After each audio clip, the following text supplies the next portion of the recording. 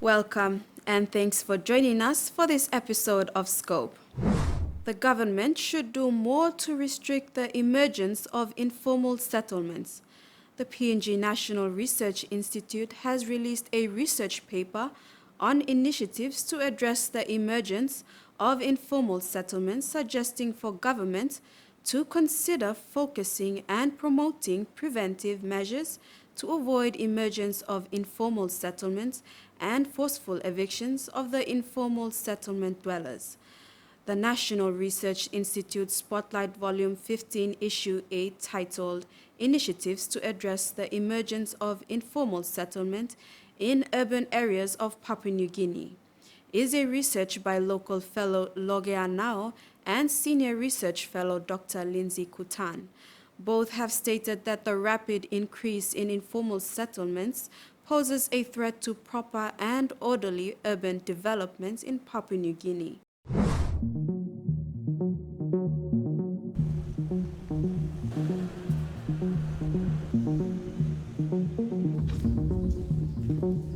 The National Research Institute Spotlight Volume 15, Issue 8, Initiatives to Address the Emergence of Informal Settlement in Urban Areas of Papua New Guinea, stated that forceful evictions may promote an environment of insecurity and uncertainty that undermines the basic human need for a decent and quality life.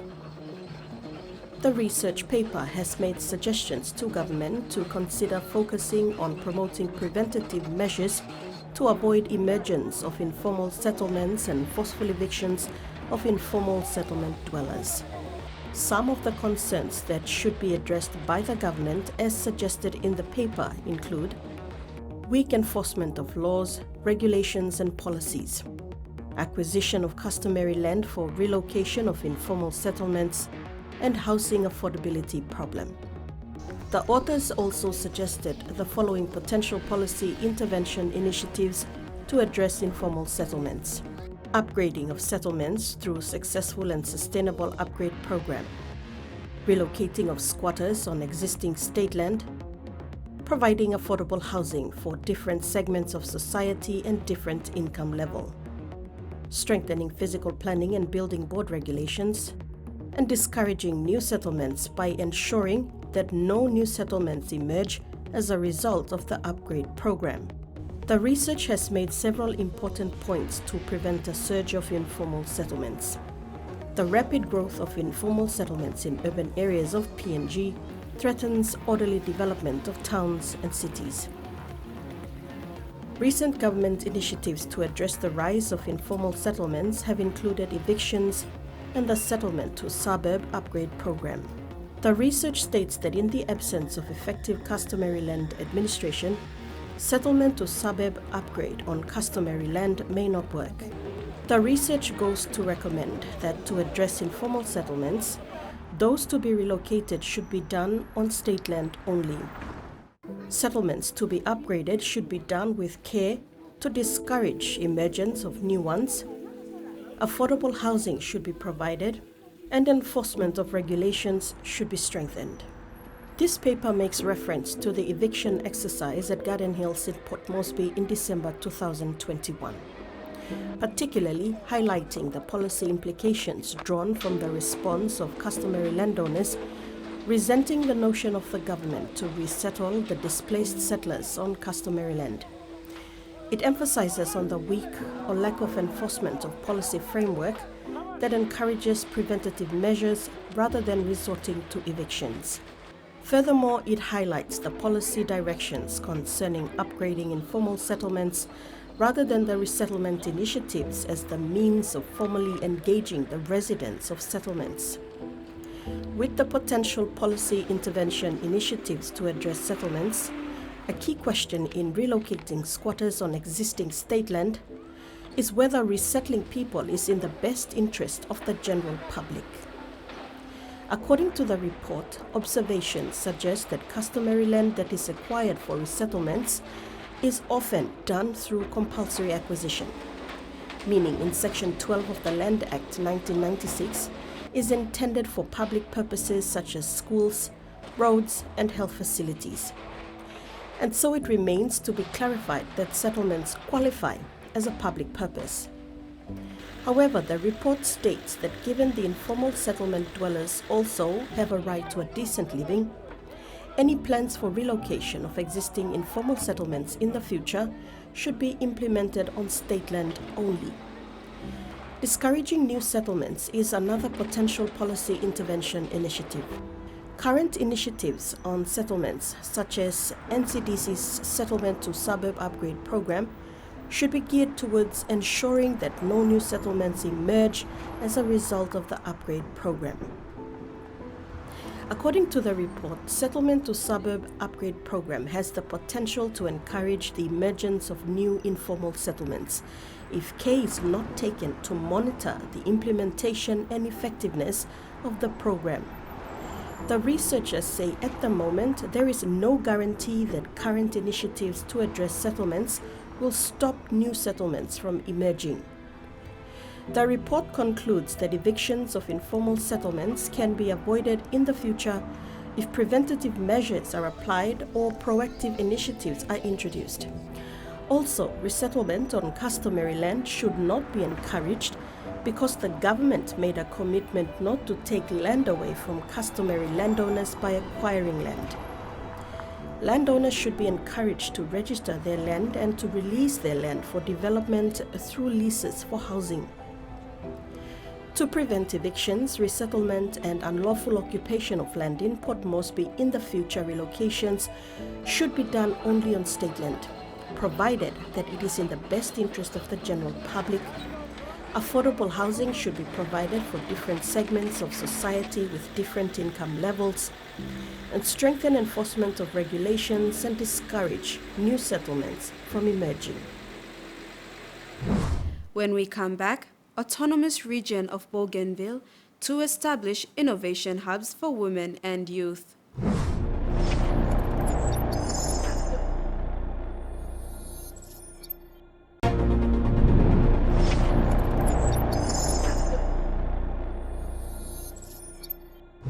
Three new innovation hubs are set to pave the way for Bougainville women, youth, and innovators to create employment and entrepreneurial opportunities by providing improved access to business development skills and services.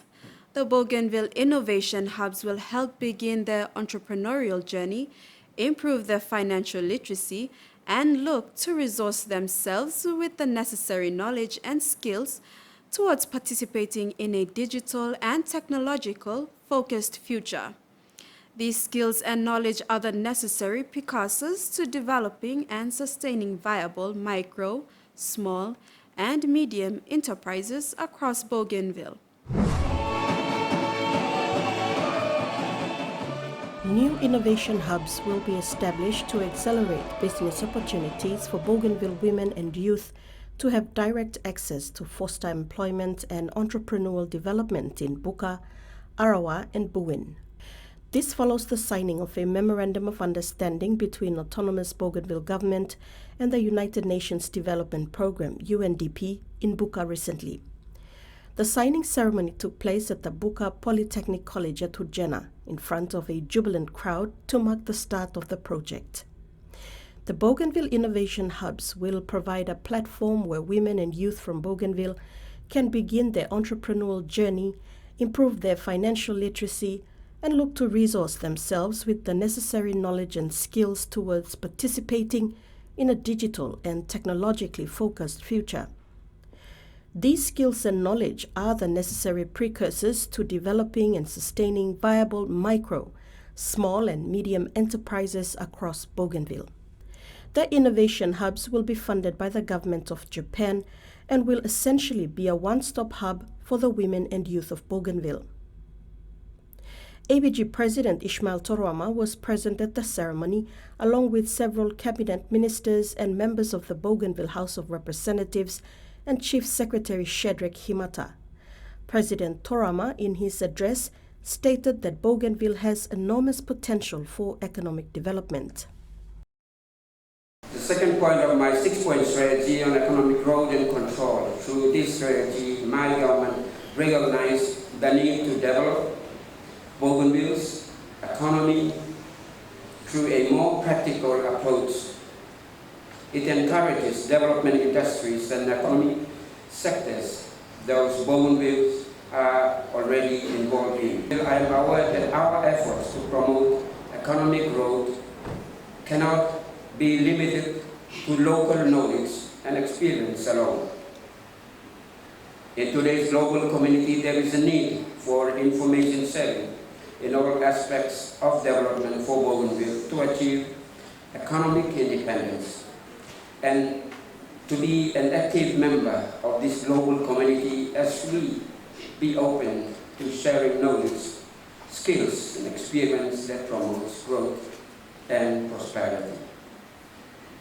The concept of having information hubs situated in each of our three regions will provide our Bougainville with necessary skills and knowledge through the use of technology.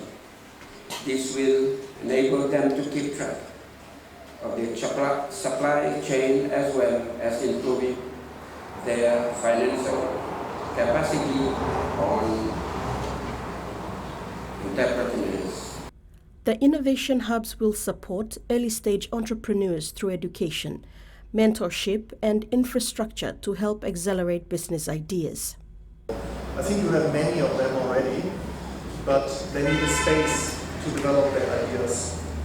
And that's how this whole idea of these hubs really came all about, because they are conceptualized to be a multi-purpose facility.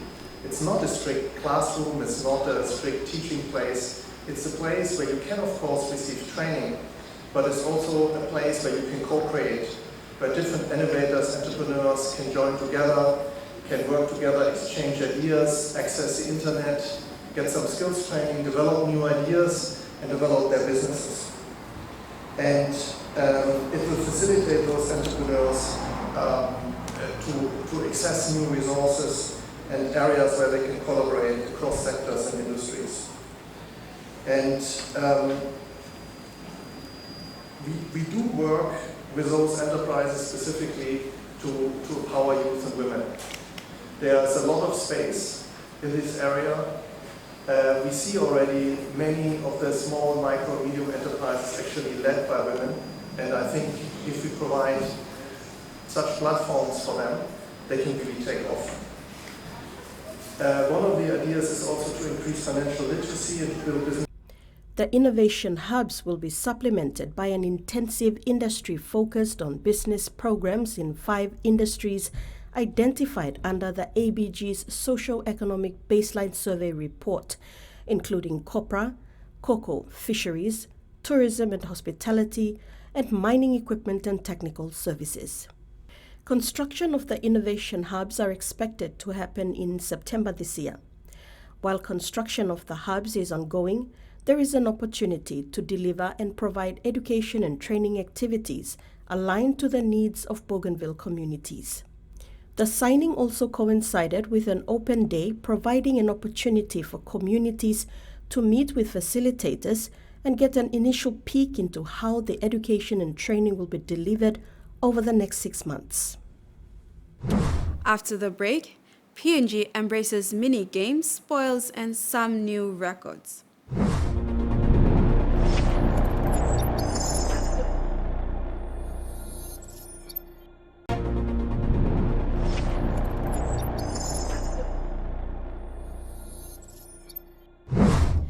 PNG sporting dominance in the Pacific region was recently replicated at the 2022 Saipan Pacific Mini Games in the Northern Marianas, a record-breaking medal tally of 80 medals, ultimately taking out the game for the 3rd time since its inception back in 1981 in the Solomon Islands.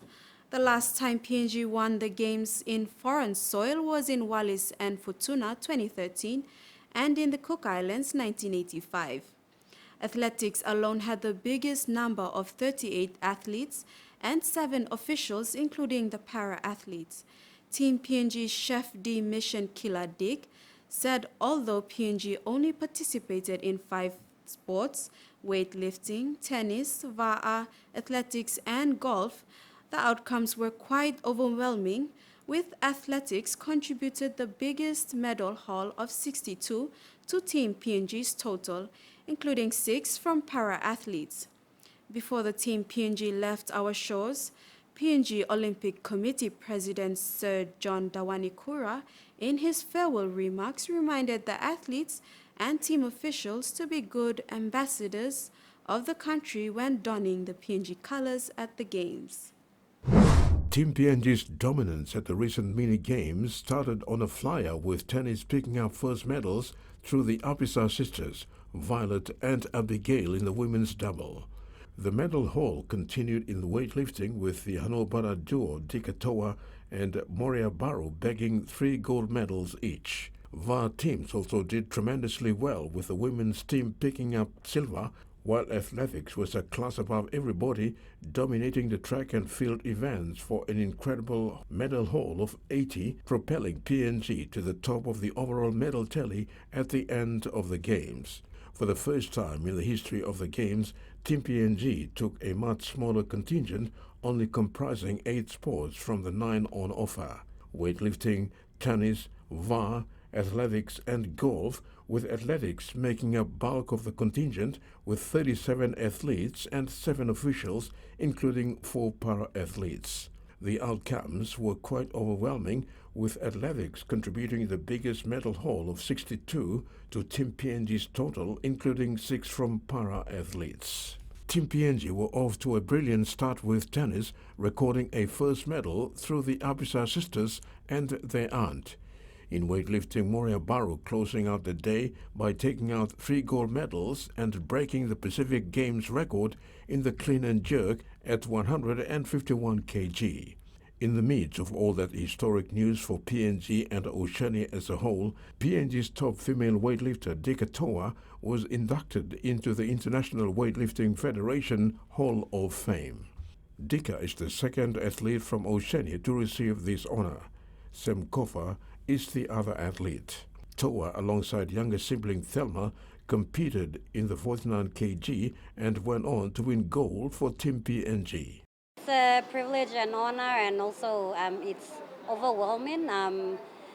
When the announcement was made while I was receiving my gold medal awards at the Mini Pacific Games in Saipan, Northern Marianas, I was up on the podium and national anthem went on, and they said there was a special announcement to be made, and I didn't expect it coming, so it came as a surprise, and I think everybody saw on the camera that I was in tears because, it flashed back to when I started, and, a lot of the things that I've been through and, trials and the hardships and, injuries and sickness and all that, but still coming back and doing what I love to do and doing the country proud. That was very special for me on the podium when I was introduced inductee in the International Weightlifting Hall of Fame.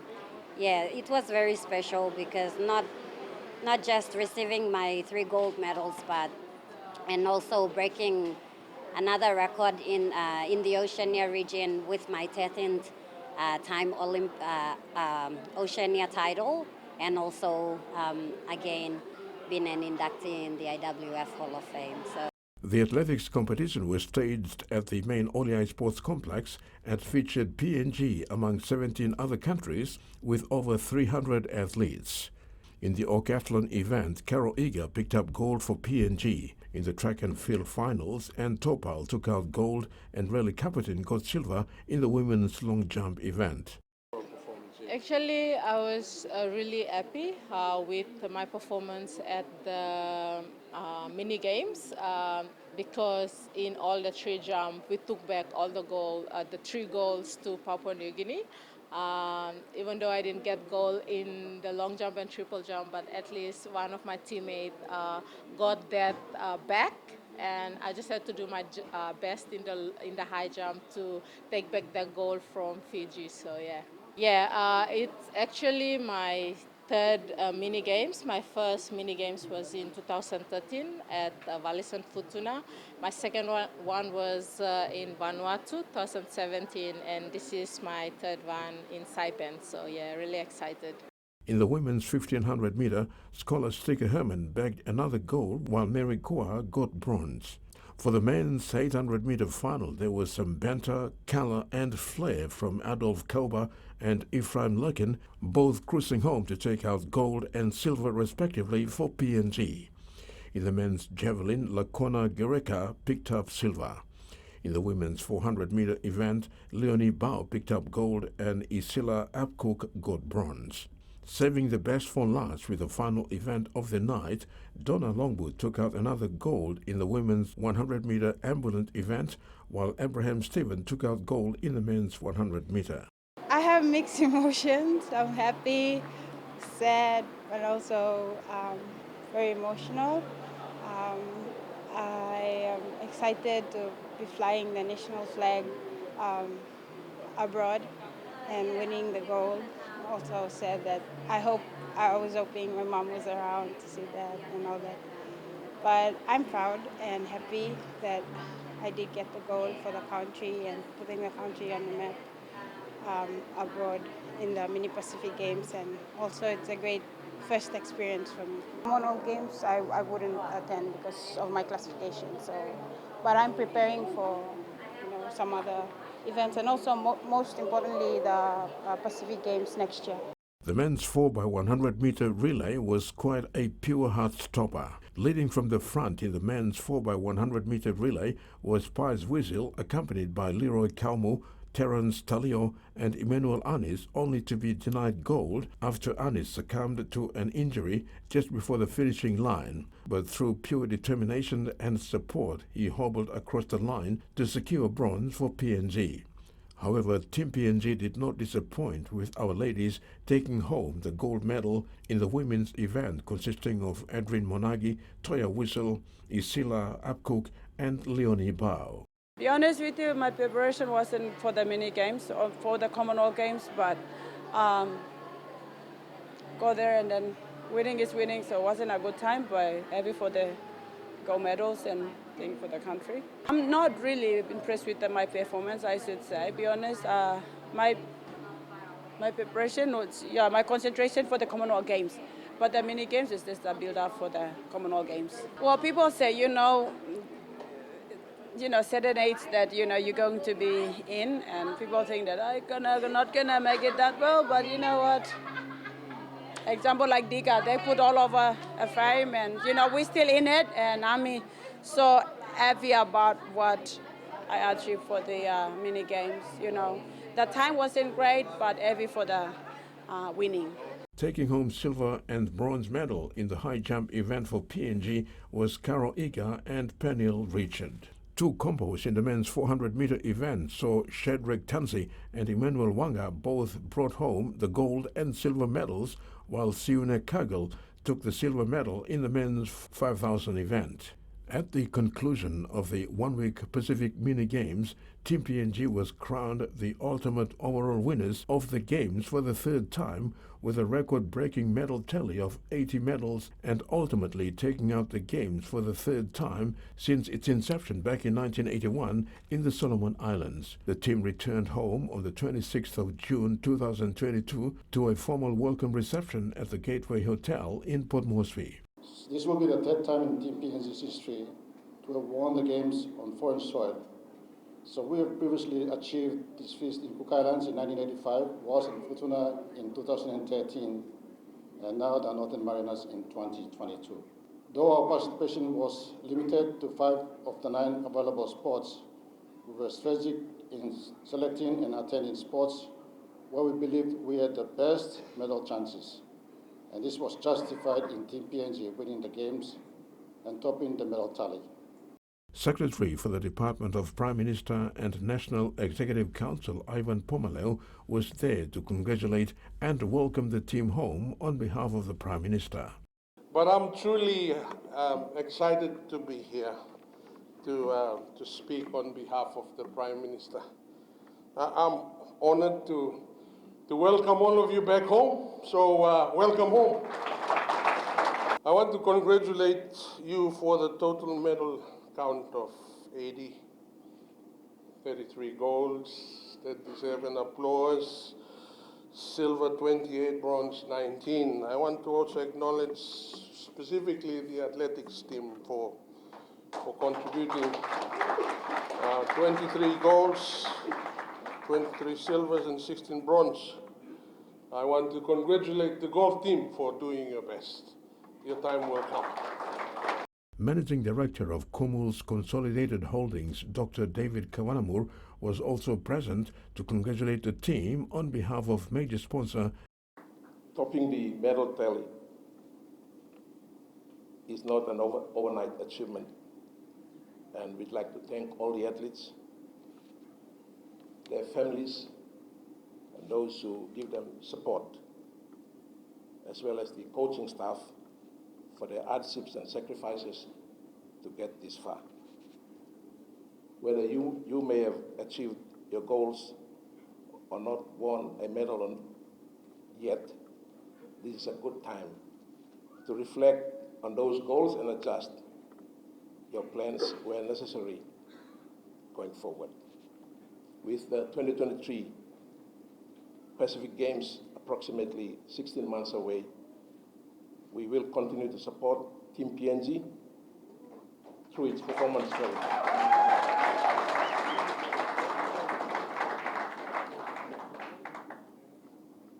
You have KCH support on foreign soil, and I understand for the major games, Papua New Guinea has only topped the medal tally at the games we hosted in 1991 and 2015. KCH will continue to support the Olympics team and all the young people who represent Papua New Guinea. And that ends Scope this evening. A kind reminder to apply simple measures to prevent the transmission of the coronavirus. Regularly wash your hands with soap and water, cough or sneeze into your elbow, and exercise social distancing. If you're feeling sick, please stay at home.